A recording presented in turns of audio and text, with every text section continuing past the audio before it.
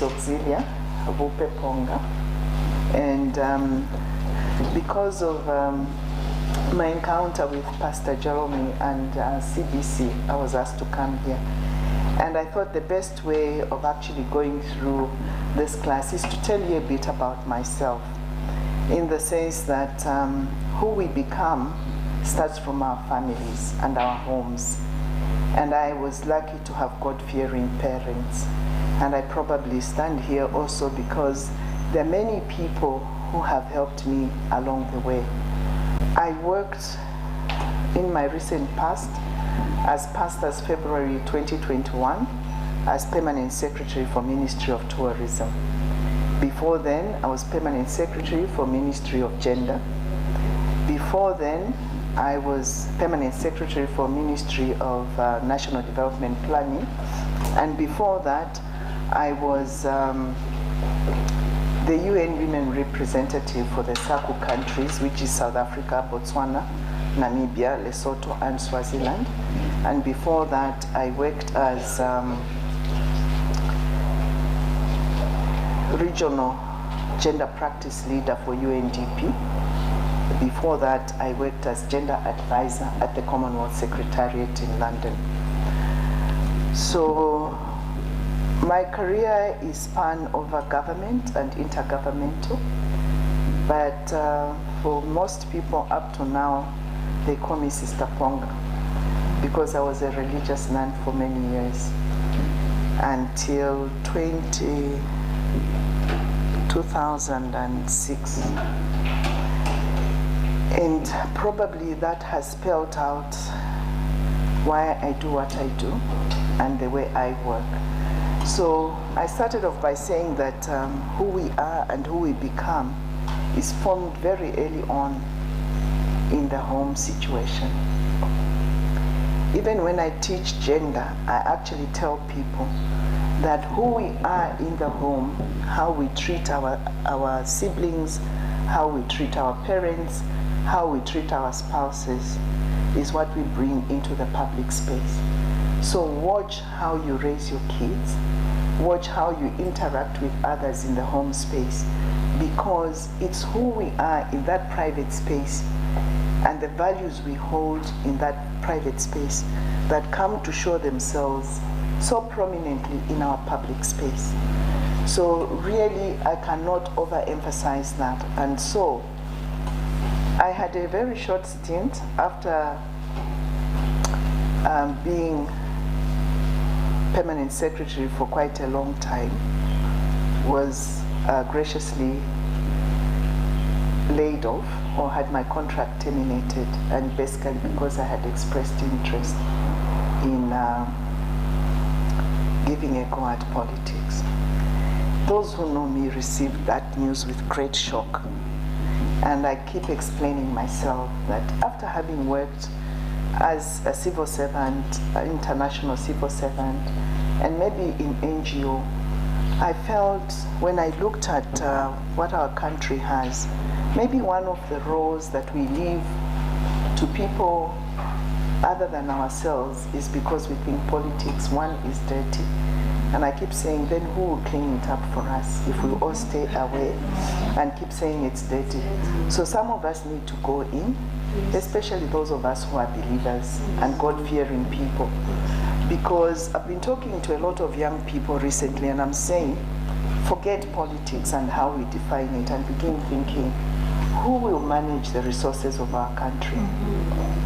When you ask that kind of question, then we begin to look for leaders differently from the way we normally do.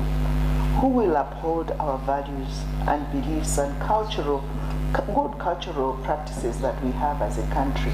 Who will do that for us, for posterity, for generations coming after? So when we begin asking questions like that, we begin to define politics totally different from the way we see it and from the way we behold it. And so for me, I have been nurtured and groomed in such a way that I think that service to others and to God is primary in my life. And so when I was looking for how best do I serve the people who are still living in the village where my parents hail from, I could only think of being a member of parliament for the area.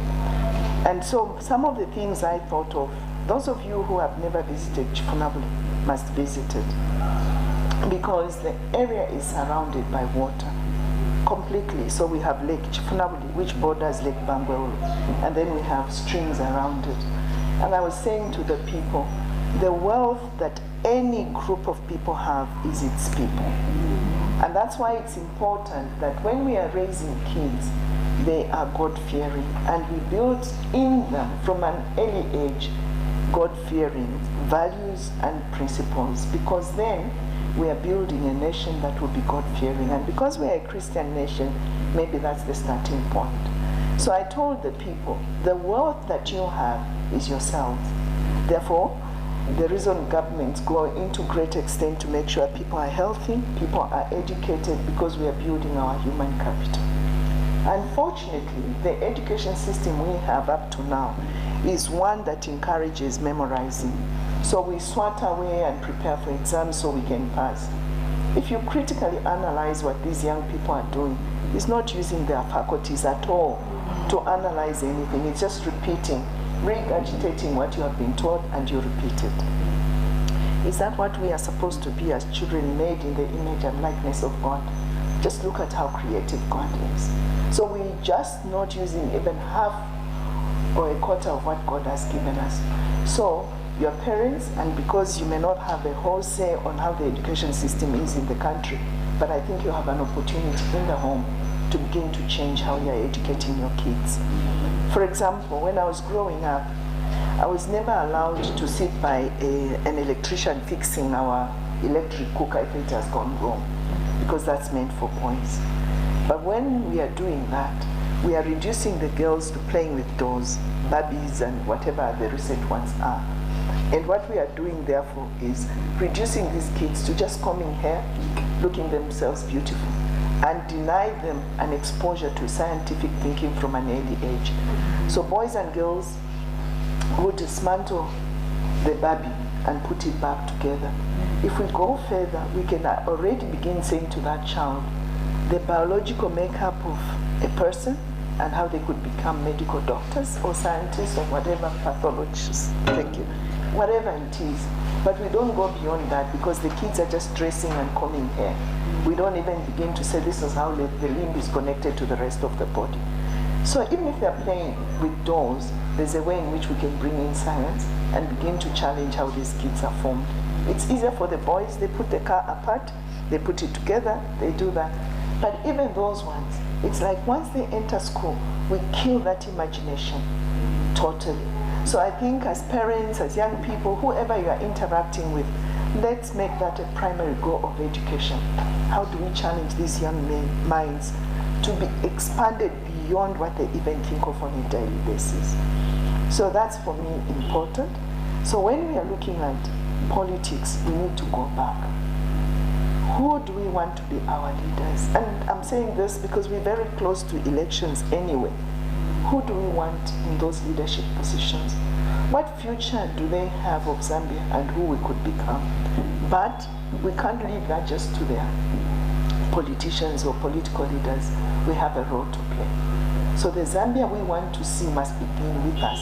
And the training ground for me is nothing other than the home where all these things are panned out. So really, I am challenging all of you to make these issues personal and to reflect on them and to begin to say, who am I talking to? So that was one. Second was, I really believe that God has a huge plan for Zambia, and all of us at individual, community, and society levels have got a role to play. And when we take that personally, then we begin interacting. So for me, I have made myself an ambassador for the Zambia I want. If I meet with young people who are in class, after class I interact with them, I'll ask questions that will stretch them beyond the memorizing and begin to say, okay, so if a young girl can go to a Jets club, and you all know Jets club, and while there begin thinking, oh, my mother struggles with too many household chores. She's cooking, sweeping. In the meantime, the food that she's cooking burns. What does that young girl do? She comes up with a rice cooker or something like a rice cooker long before she has had an encounter with what a rice cooker is and how it looks like. Why? Because she's solving problems. My mother is multitasking. The food we are going to eat will be burnt by the time she's ready to look in to see whether there's water. So she goes to the Jets Club and she has a problem she would like to resolve. So for me, the problems that Zambia is facing are many. And so I've given myself a task. If I'm driving and you drop a piece of paper, I'll horn like there's no tomorrow until you stop. You stop, I come by and I have a conversation with you. I want to understand why you dropped that cup of maize. Oh, somebody will sweep it. And I said, who? And do you know at what cost? So we are, I want to believe, cleanliness is next to godliness. That's how I was raised. So if we are a Christian nation, the filth we see around us is just unacceptable. So I lived out of the country for nearly 11 years. When I came back, I kept complaining, hey, dirty, this place is dirty. Oh my goodness. They told me you'll get used, and I have refused to get used. So I'm on a campaign to make, if you interact with me, I'll talk about, please don't throw your sweet, what is it, the cover of your sweet, those papers on the streets. Walk with the plastic in your car where you're putting all these things. Nobody will keep this clean for us except ourselves. So for me, those are very basic things we do at household level. But do you know, if we don't clean up our homes, I am in a neighborhood which I think is excellent. As I'm driving past, I find these people have brought all their trash by the roadside. And I said, my God, where are we going? Fortunately, we have formed a neighborhood community. And you know what they are threatening to do? Is go through the trash, find the papers, they'll say the name. You might have thrown a receipt there, they'll find the name and they'll track you down. So they've said, look, before we do that, can you come up and clean it up? Now, if we all did that, wouldn't Zambia be clean?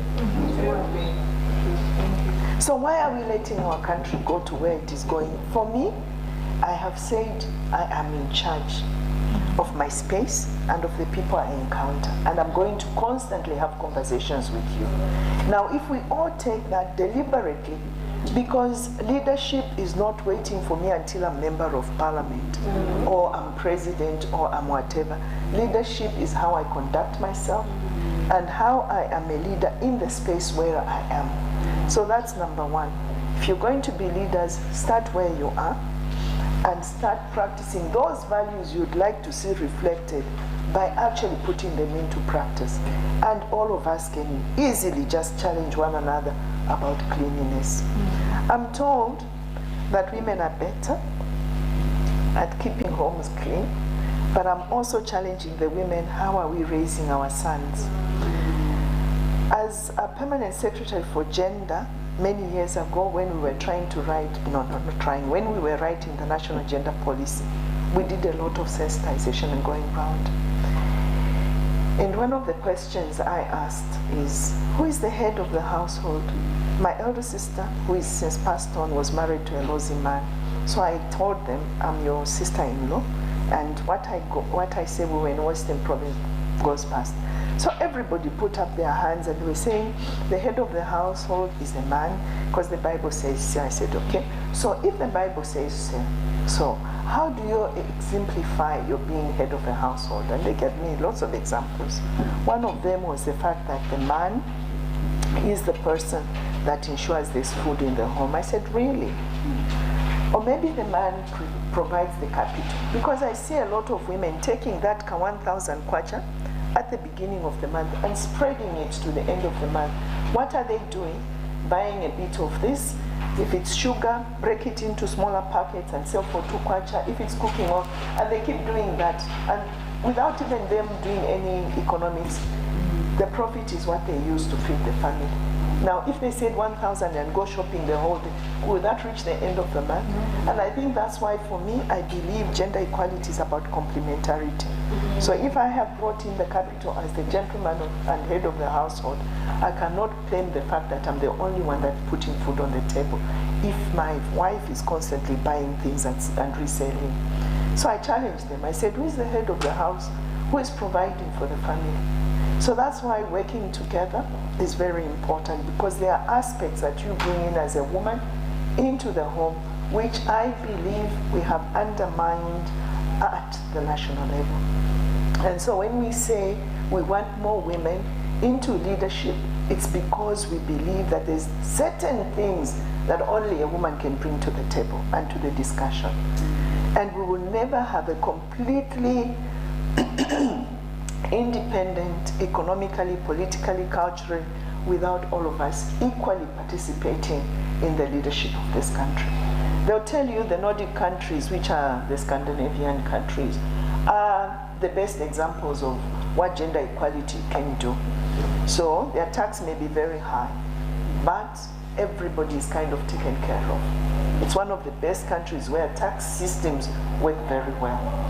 They'll tell you that for them, gender equality is so important that they will not agree to any board that has more than one gender more than the other. So they work towards parity.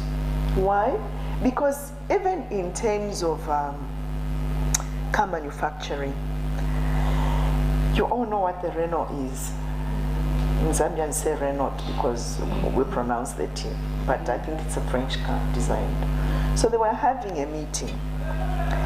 The board wanted to understand why the Renault is not selling as well as other cars.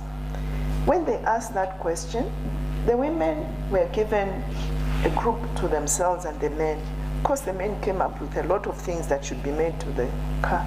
And the women just said, you know what we find really difficult as women drivers?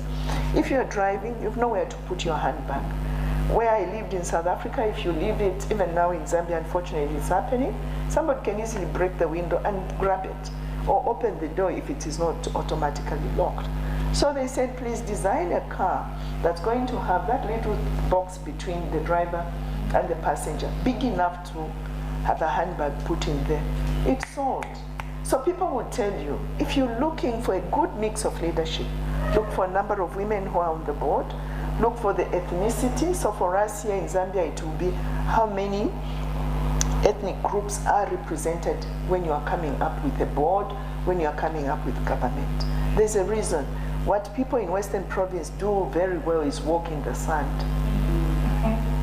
And so if you are going to design shoes for school kids, the person who will tell you the best pair of shoes for those kids will be someone who has walked in sand. So we all bring something to the table that no other person has experienced in their lives. And so sometimes when we are making decisions, we forget what other people have gone through, what it is they have experienced, and pick on those good things and make a good mix for leadership.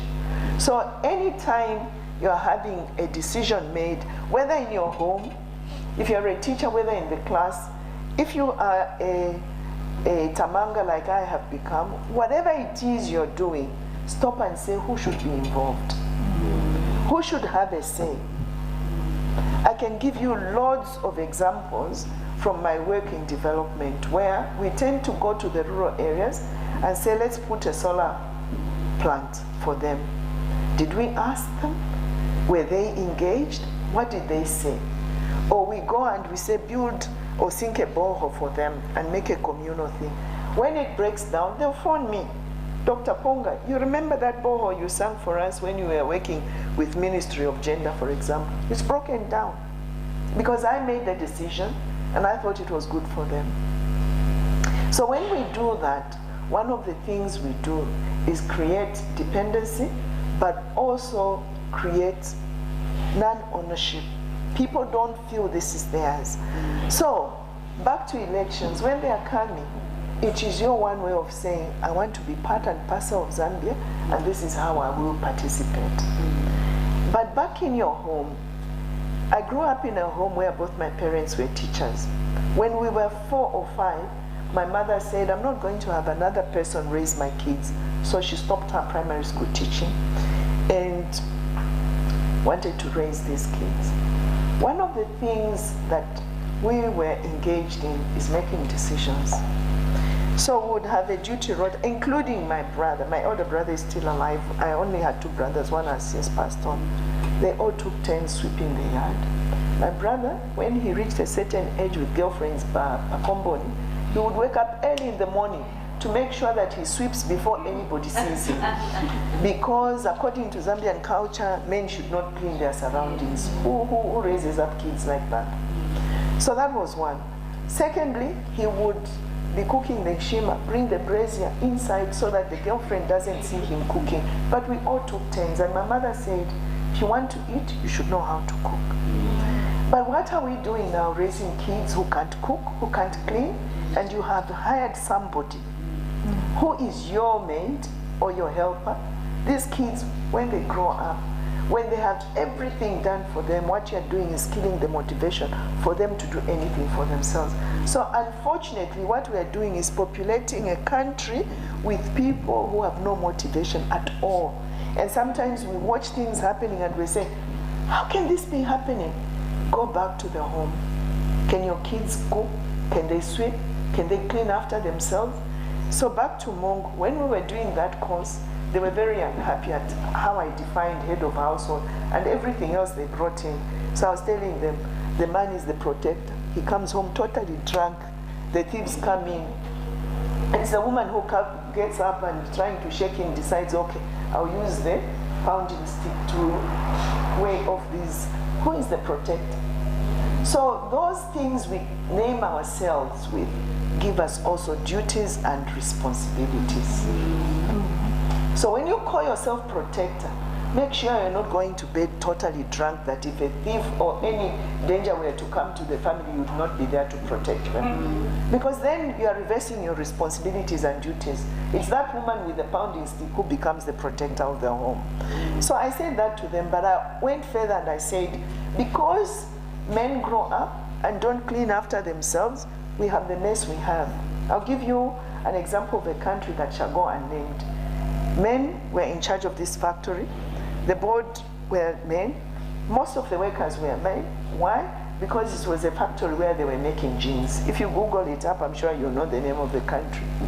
They ended up with what they called a blue river. Because as they were making these jeans, that water was going into the river. Killed the fish. Water couldn't be drunk by the people anymore. Because when you clean and you are throwing away rubbish, those of us who clean know if I don't have enough money to actually be buying plastic bag and having somebody collect and I'm paying, I'll dig something. For me, I'll go so far as plastic here, what can rot here, and we even have a garden. Now, if I haven't learned that from an early age and I'm made Minister of Environment, what will my contribution be? So I'll keep going back to the fact that who you become is started at the household level. Right. So please do not stop your kids from participating in gardening, because they will be our future ministers of environment. And they will not know how to protect our environment. So I'll keep going back to the fact that the household is the cradle of humanity. Who we want to be as Zambia cannot be left to the politicians. It has to do everything with us in the home, how we interact with each other, and how we raise our kids. So that's so important in the sense that participation by everybody, therefore for me, was crucial. So one of the things that happened, my mom lost her husband, my dad, very early on. I think she was 36, and I was only 8 years old then. What happened then is she had to raise these children single-handedly. We would sit, and my mom would say, you got your pair of shoes last term, so you're not getting a new one. Because when we reach a certain age, our feet don't expand as quickly as when we are young. So we would sit and make a decision. Because the money is scarce, who is next in line? Now, if your kids are participating in things like that, you think that when they grow up, somebody will just tell them, "Iwe jump," and they'll say, "How high?" they'll ask, why am I jumping? And most of us as Zambians don't like to be asked such questions. If I get kids like that asking me, I take delight in beginning to explain. So we have kids, because we are in a Christian environment, who come so tightly dressed into church. And I call them aside. You know, for me, when I was growing up, I was told there's dressing for funerals, there's dressing for church, there's dressing for a party. It says at home we wear anything. And then I said, I'd like to have a chat with your parents. Why is that important? I was telling young women when I was working, I said, just by the way you are dressed, I would not recommend you for promotion. Even before I engage with you to see how intelligent you are, or even before I work with you to see how hardworking you are. I tell you who I am just by my appearance. And people start saying, that lady, or that gentleman. The first impression you make is so critical. Most of you are young and will be looking for job opportunities. How you dress. And many people tell you, if you're going for interviews, dress properly. But for me, I go further and I actually say, when you are going for interviews, do more than dressing up. I'm going to tell you this story. There's a whole line of a panel sitting on the first floor, and the interviewees are walking into the gate to come and get a job. So as soon as they sit down and say, sorry, you haven't gotten a job. How? They haven't even spoken to me, and they've made a decision about me. What do? They're sitting there on the first floor, and one of the things they're doing is watch these kids as they come in. Very qualified, thank you. Very qualified, well-dressed, some not so well-dressed, but they're watching them as they come in. They've deliberately left a tap running. And these kids are rushing to go and be interviewed. They see that, they pass it. On the pavement, as you drive in, there's a big stone. They go around it. There are papers strewn on the lawn. They pass it. And so they arrive and they're told, sorry, you didn't get the job. This child comes in and is hearing the parents, please stop wasting water. Turn off that tap. As he's saying, he looks at the time, I'm running red, but stops to turn the tap off. Runs, hears the parents saying, please, the lawn is to be kept clean. Remove that plastic. How can you let paper? Stops, picks them up, and he's rushing. As he's going, he nearly hits into the stone. He stops to remove it. When he gets to the panel, they say, you've gotten the job. How? What happened? Back to how you raise your kids. They will hear you. I mean, my mom has been gone since the year 2000, and I can still hear her saying, my daughter does not go out of my house without permission. And I'll tell you this story. Pastor Jolomi is from Nigeria. The Nigerians are very strict with their culture, so they are living in the UK. And this kid says, this mom is too strict. Arranges to leave the window open, goes out, and they lock everything up. She comes back and knocks, says, okay, in UK they're very strict, goes to report the mom, she's locked me out. Then the mother says, no, this is not my daughter. And the police said, but she brought us here without challenge. I said, I don't know. Says, but mom, says, me, your mom? Mine is sleeping inside. They go, she stays there, they try the workplace. She takes them there, finds the same woman. So she's not my daughter. Now, when you're growing up in the UK, we're very secure with social security and the steps these people would take, and they're very forceful. So this Nigerian is narrating this to the Zambian who says, me, my daughter is with these people and their human rights and whatever. Says, not me. So, when your mom says, mine is sleeping inside, you will never forget that. Because she stayed, this caretaker, they put you in a home or someplace, and she's getting fed up. Third time, fourth time, the next time, she goes crying and says, Mom, I'm so sorry. She's learned her lesson for life. So some of the things we are doing is not helping us at all raise the right people who will form leadership tomorrow. So please, this country is too beautiful for us not to play our role at an individual level and keep thinking somebody else somewhere will do it. Another interesting story, because I'm hoping that this will stick.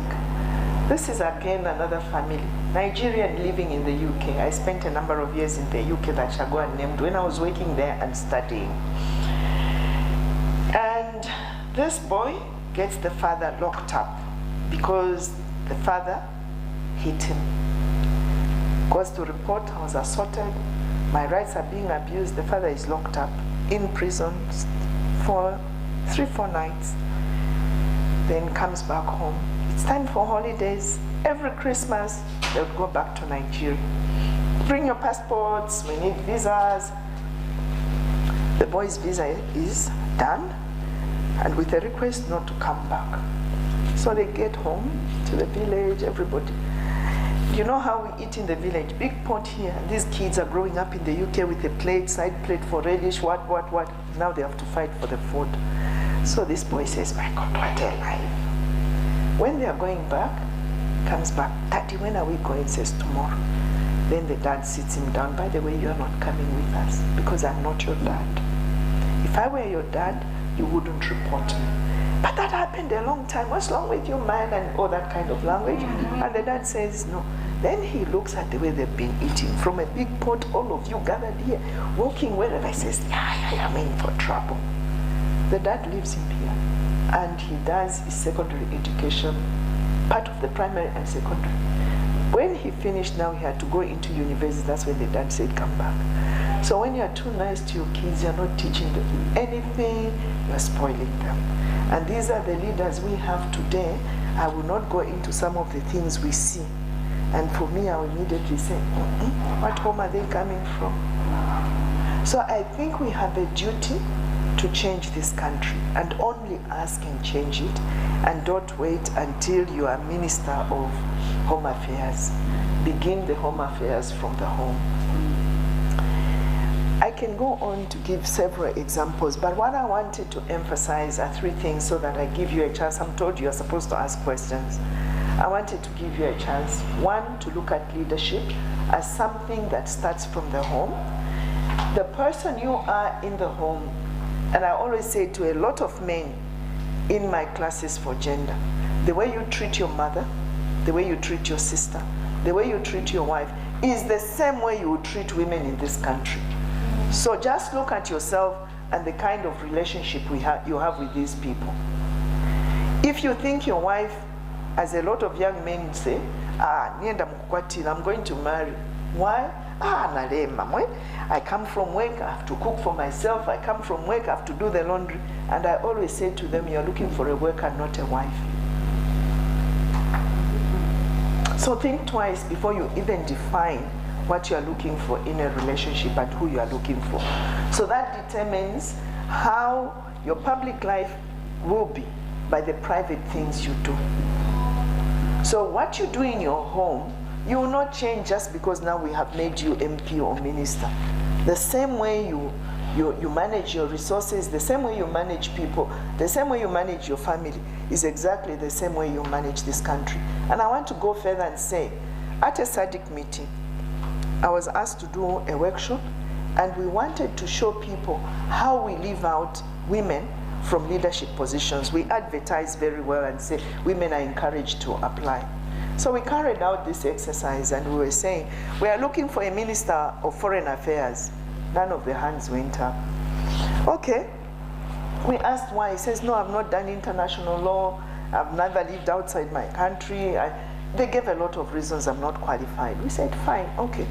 Country A is looking for a woman or a man who can stretch resources from the beginning of the month to the end, who can juggle many tasks at the same time, who can help negotiate when there's trouble in the country, who, because of the experiences, we went on and on and on.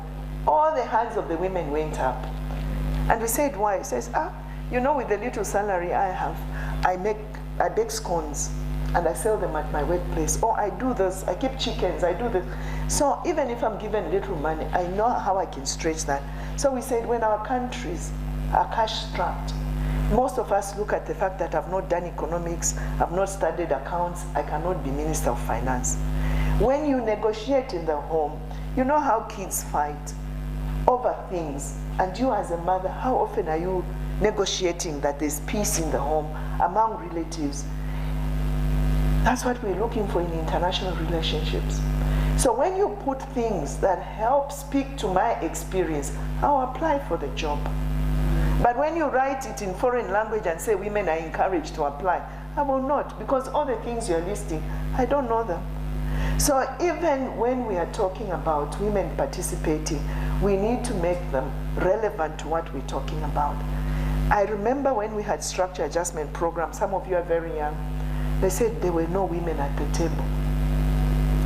Because structure adjustment program took away money from education, from health, from social welfare. And the burden for women now to go and look after the sick in hospitals was worse than it had ever been in the history of our country. So the decisions we make, the priorities we have, are probably different from those that men have. I'll emphasize this point by giving you another story. Usually, when we were doing training, we would separate the men and the women so that they come up with priorities. Then we bring them together to debate the decision they have made. So I'm a project coordinator, and I have very little money. So I say to the men, what would you like done? From point A, which is village A, to point B, which is village B. And if you are putting your resources from point A and point B together and say, what shall we do? The men came up with things like, we want a road connecting us. Because when you are drunk in the night, getting back home, if you were in village B, you might find yourself hit a tree or something. So let's make a road. That was their priority. The women are saying, no, no, no. You know where we have to go for water is so far. Can we make sure the water? Then our kids are being raped, as the girls especially, going to school, because the schools. So you see, our thought processes are very different. The little stint I've had at working with communities, I was asking them, why would you want a woman MP? And fortunately, Chief Nabuli has picked a woman. Why would you want a woman? He says, madam, the men have too many pockets. When they get money, they would like money in this pocket, they would like money in this pocket. For us as women, we just tie it on a chitenge, and that is sufficient. But they were saying very deep things. And then they said, another example they gave me, my husband is given a 50 kwacha, I'm also given 50 kwacha. Whether it's social welfare, whatever the project is, that 50 kwacha, my friend will use it on a little bottle of beer and talk time. 50 kwacha, I'll come home and I'll say, this 10 kwacha will get me a Pamela, is a small plastic of mini meal and a bit of cooking oil, the vegetables we have in the garden. That same 50 kwacha I got will also feed the man who also got 50 kwacha. So people, even at a very lowest level of community, begin to realize there are major differences between men and women. And when we work together, then we challenge. So why did you pick on the road? By the time the men are finishing with the road, the women, and even some men agree, let's go for the clinic, and let's go for the water, and let's go for the school. So it's always very important to hear people out and give them a say. So when you hear people like me, who has spent 3/4 of my life working on gender issues, it's based on the home situation.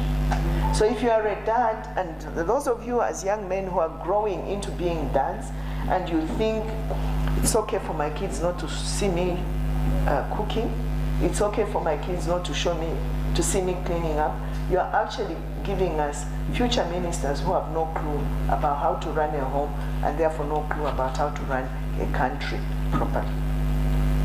I'll pause there because I want to summarize and say 3 things. Leadership does not fall from heaven. We nurture it. We build on it. Because yes, there are kids who are born with very good, what shall we call them, values innate in them. But if they are not nurtured, they'll be lost. Just as I gave you the example about the education system that seems to kill all the innovation that kids have when they are young. Secondly, leadership in isolation, where you think, I am the leader, I know it all, I'll not interact with other levels of society, I'll make the decision for everybody. I gave you examples on how you can go and put a water tank. When it breaks down, those people will have no water. They'll be looking for the person who put that water tank there. So it means that if I'm going to be a leader, I will work with, I will not have power over, I'll have power with, and I'll have power within. Then you can even begin to assess your leaders by just, is it power over? And you will see how they are acting, because it's power over. If it's power with, they'll recognize the qualities that different members of community and society have and draw on those and pull them together. Leadership that is actually God-given recognizes that I am a servant. So you are a servant of the people. It doesn't matter at what level you are. Your priority is that the people are fed, that their schools built, that their roads built. It's not about me. And then you begin to say, this is a servant leader who will take the values of the kingdom as a guide even when they lead us. So I hope that you have had time to follow some of these things at a personal level, and my challenge will go back to, we want cleanliness in Zambia, let's be clean in the home. We want development in the country, let's begin development at home. How many of us grew up in the villages where they say, this is your cow, this is your chicken? What do we do now to see the entrepreneurial spirits that our kids have? What are we giving them to work with and interact with? So all these things we are crying out, oh, Zambia has no entrepreneurs. What am I doing at the household level? I'm not ashamed to say, even as permanent secretary, I used to carry vegetables from my farm into the office, because I said, you guys don't have time to go to the market. My car will come. Now that I'm saying this loudly, I hope government doesn't say, is this how you abused your car? But I'm just saying that I have never been ashamed of growing my food. And if all of us did that, there'll be no this cry, the mid-meal price. For example, this year, we have food in terms of mid-meal from the beginning of the harvest time to when we have our next season. We grow our own food. We grow our own maize. So even when the price goes up, it's you people who think rain is for watering the streets who will go hungry. So I'll pause there and see if there are any questions. Thank you.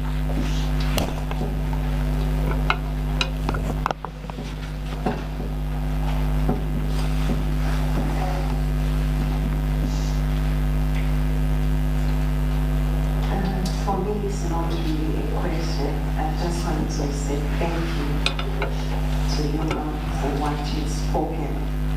I think these are the things that I'm fighting with now, especially the issues of picking papers, you're in the car and you're throwing around, and also just the issue of raising our kids. I was just talking with my friend Ellen there this morning. I think Zambia Reports, it's a social media platform. Yesterday they posted, my son has written a book, he's 9 years old. And when I read the comments, I was telling her, Zambia has got work to do. You won't believe that people would say it's not possible for a 9-year-old to write a book. And all the very negative words that were written, and very few comments accepted it's very possible. And this is where you come in and say, from home, what skills are we teaching them? Because each child is born with an ability, and you've spoken about nurturing. So if we don't nurture it from an early age, it's very impossible that it should be nurtured when the kids grow. So it's an appeal to all of us that are in this place that please, we have hope for a better Zambia. I have hope for a better Zambia. And this is why I'm doing what I'm doing. And I want it done from a foundational level, because that is where now we're having leadership that is not doing the right things when they're into leadership. So thank you so much, Mom. I'd also just would like to comment, so my name is Ellen, concerning parenting as well. I think we have left it so much for the school because they spend most of the time with the teachers. But we don't know these people. We don't know the teachers, where they're coming from. So the emphasis of nurturing our children from home is very cardinal. And I wish we could go back to those days. I know times have changed, where a child is at a certain stage would knock off maybe at 10 o'clock. So they spend most of the time at home. I wish we had a say in this. At home, at least we know we're social, it's secure, and of course not 100%, but at least we know this is where a lot of things are taught. But we spend so many, let's say from 7 in the morning up to 16, there with the teachers. We're not so sure what, apart from the education part, what other values are being instilled. Thank you. Psychology would tell you from 0 to 5 years. Some people even go up to 7 years, depending on the school of thought you are following. If you don't lay the foundation between that, forget it. The members have a saying that says you can't straighten a sweet potato or even a tree. Once it's formed, it will break. So we have a duty there. Then I know all of us are busy trying to make ends meet, but find time. At the end of the day, have a conversation with your kids. How was school? I was in a country where I lived and worked for about 7 years, and it shall go unnamed. The kids were being sexually abused. And even here in Zambia, it's happening. If you are so busy, you can't even bath your daughter, who is so young. If you can't have a conversation at the end of the day and just say, how was school? You can forget that you're a parent.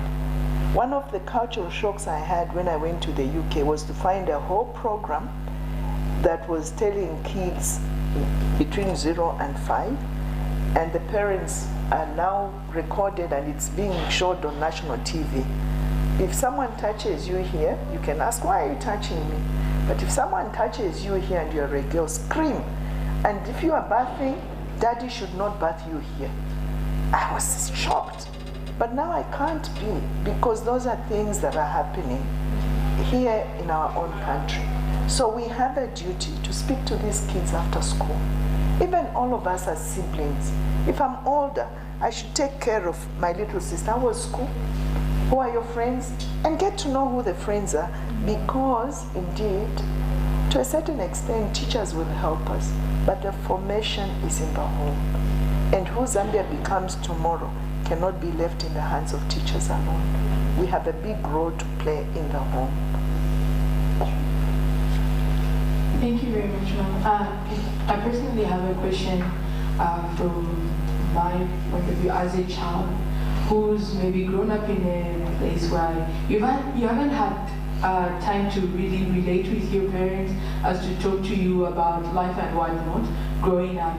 And then you find yourself in this space where there's so much going on around. And then I find myself in this environment where I'm getting this and I really want to learn.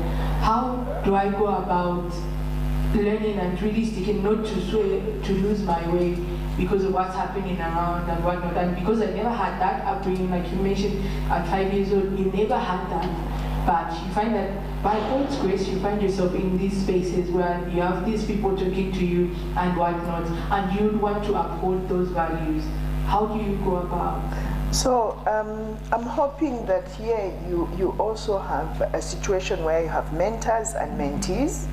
So the way you recognize a mentor is not just anyone you meet on the street. So if we were talking CBC, they will have been having these leadership courses or director courses or master classes, whatever we want to call them, but I'd like them to take into account the gender issue.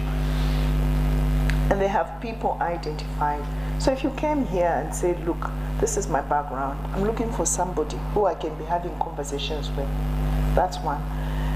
There's a book called The Child Named It, if I haven't mixed it up. This child was abused by the mother. For some reason, the mother didn't like this child. It could have been the history, how she got pregnant, what happened, and got it off the child. But in that book, who I was because of the environment that I grew up in. I decide who I become. So the future is in your hands. And one of the things therefore is, what church do you go to? Are there elders? Is there someone you have admired because of the way they carry themselves? And you just approach them and say, I come to this church where you also come. And this is my background. Do you mind? I have a friend who calls me Bululu. Bululu means relative. Her mom died when she was 5. And the father remarried. And the stepmother raised her up beautifully in a way. But then the father divorced again. This girl has decided to go through life making relatives. So her close friends, like a neat family. When she's ill, they're the ones by the bedside. When she has a challenge. So who I become is a decision I make today. And so you've reflected, you've seen what is missing. How you move forward is a deliberate action where you begin saying, okay, I'll come to these classes more often. From there, from the list of the people I've listened to, I'm going to approach so-and-so, so I can have even a weekly, a monthly. We used to do this at the Ministry of Gender, and maybe they still do it. One of the things we said is, for a young girl to begin thinking I can grow into whoever I want, was a week spent with a minister who is female. We had the vice president. If they were still doing it, it might mean me going to the vice president's office for a week and just interact and get inspired. So you have an array of good people, both men and women, to choose from. And I would find it very difficult that somebody would say no to you. If you approach them and say, I've seen you so many times here at church, and this is what has inspired me about you. Do you mind accompanying me in my life? I'm a young girl. This is what I've gone through. So have your eyes open, pray about it. Let the Lord guide you in terms of who can you actually begin interacting with on a one-on-one basis, so that if you have challenges, you know that what they're going to give you is what is valuable for life.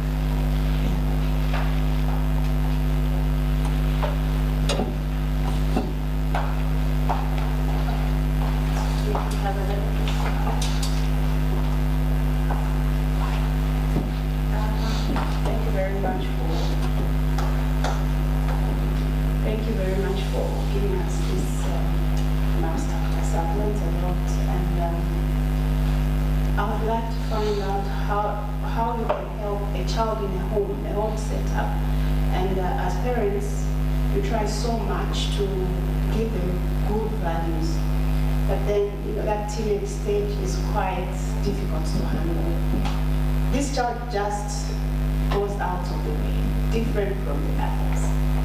And no matter how much you try to talk, because you are scared that if I talk too much, this child might rebel. How best can you help that child? You know, one of the things we've lost in Zambia is what the cultural setup had. Huh? Because we are all in town with foreigners or people we don't know very well, we are scared. But I wasn't so fortunate as to have my grandmother. Usually the grandmother would come in, or the aunt. But I also want to say that even now, there's a book I read, or is it a film I watched? This young man in the teenage space of his life was wayward and started going on to drugs and things like that. The dad picked him up one day and said, Sonny, I want us to go for a drive. Oh, sure. Took him to this home where you have people who are addicted either to alcohol, substance abuse, whatever, you name it. And they went round just looking at them. Says, have you seen? Says, yeah. Would you like to have a chat? So started chatting with some of them. Went from there, visited another place where people are, you know, the New York setup, there's what they call Harlem. When you go to that place where normally our type live, it is a miserable sight. So the dad took him there, they drove around, came back. So different places like that. And also took him to places where people are caring for one another. So like took him to an old people's home where these young people come to give of their service. So that was, so sometimes it's the approach we use. And as parents, I can appreciate you're scared. He might rebel if I go this route. The community aspect is so important. So again, who in our church setup would be a good counselor? And again, I think that We borrowed some of these things where counselors are just anybody who has gone through school. I'd rather have a counselor in a home setup whose home I know and know what they are doing, as opposed to just a professional who has papers. What's their life like? So sometimes you meet challenges because the person you have seen has qualifications but very little to share in terms of life experience. So the homework you probably have as a parent is at family level.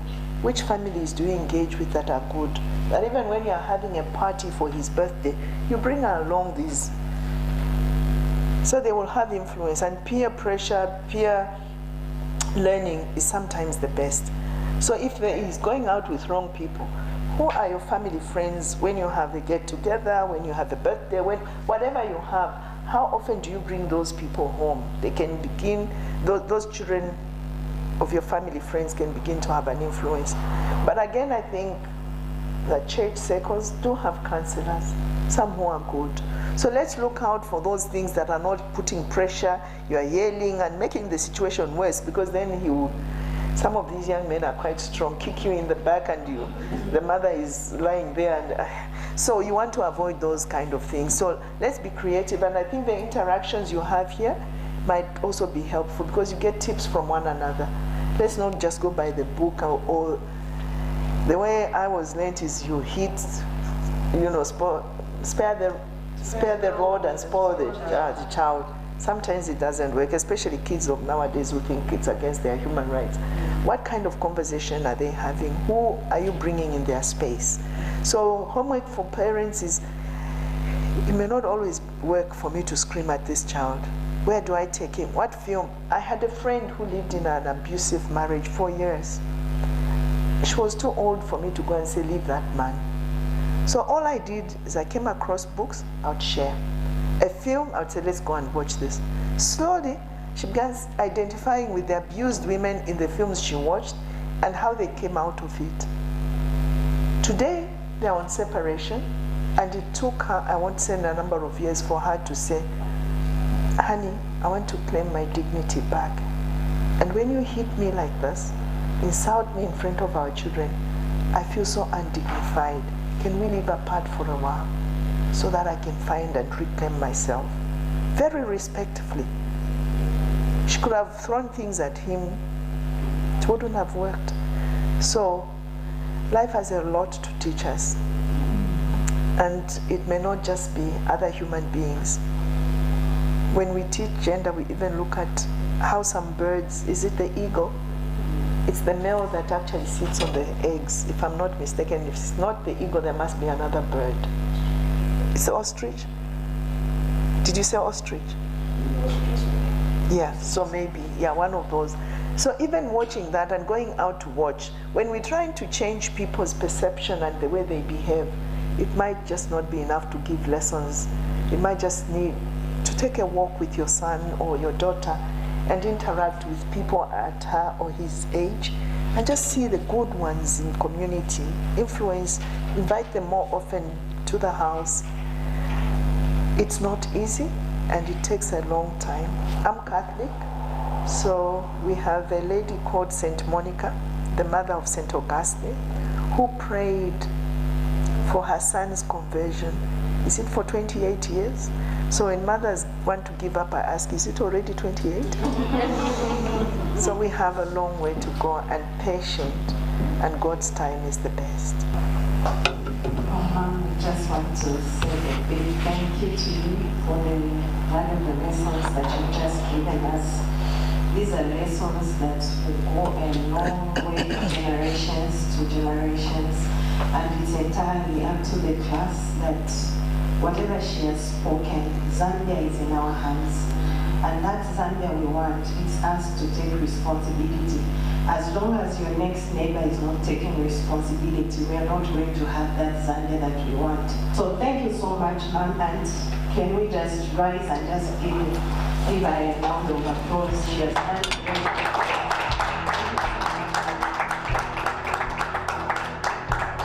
Thank you very much. Thank you.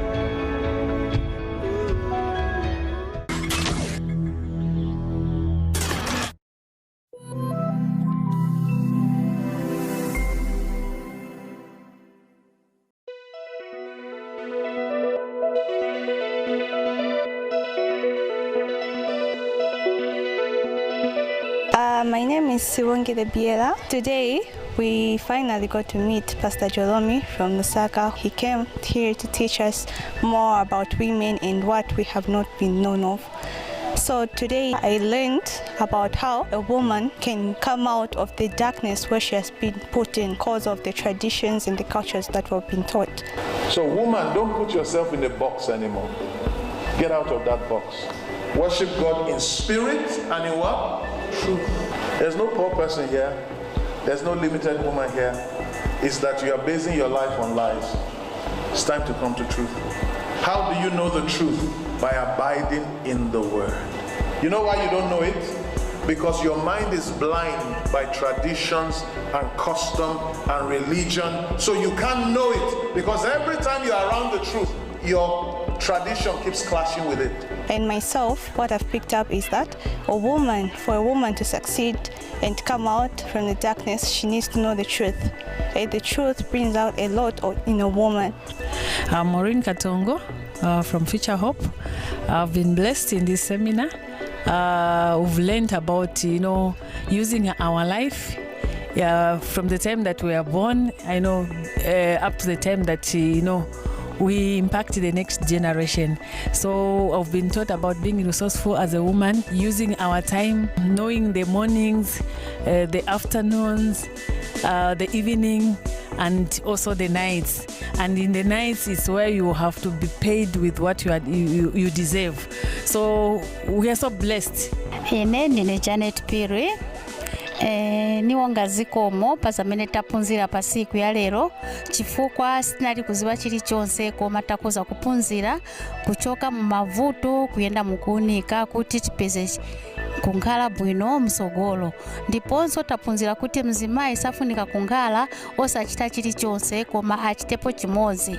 Ndiponso batipunzisa kuti na bana bamene tileta paziko tifunika kubaonesa choonadi, ndiponso kubapunzisa monga business kuchita vili vonse kulibe mzimayi amene ankhala chabe. Koma zonse taonga zikomo pakuti sitenze kuziba tachokamo mu mdima tabwera mchoonadi. My name is Aparicha Beatrice and I'm 19 years old. And the topic that we had for today was about the purpose of a woman. And I've learned that as women, there's nothing that can limit us in life, because they say that if you educate a woman, it means that you've educated the whole world. My name is Charity. I want to thank God for this information, which have come at the right time and the right point. We have learned that as a woman, we should renew our mind. And renewing of our mind it depends upon the information we get.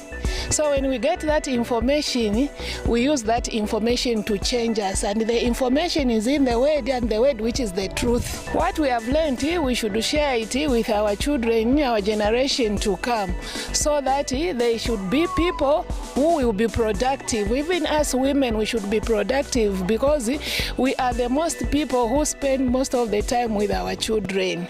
Today I've learned that we should never look down upon women, because they can do great things and we expect them. We should also give them a chance to express themselves. If you don't think you can do it alone, get 3 or 4 of you, start something. What have you done? You've created a job for 4 people. I'll start with 1 person. But that 1 person will become 2 people. That person will become 4 people. Before you know it, I'm contributing to the economy of Zambia, because I'm employing labor. I've taken away 50 people from being a burden to their families and a burden to government.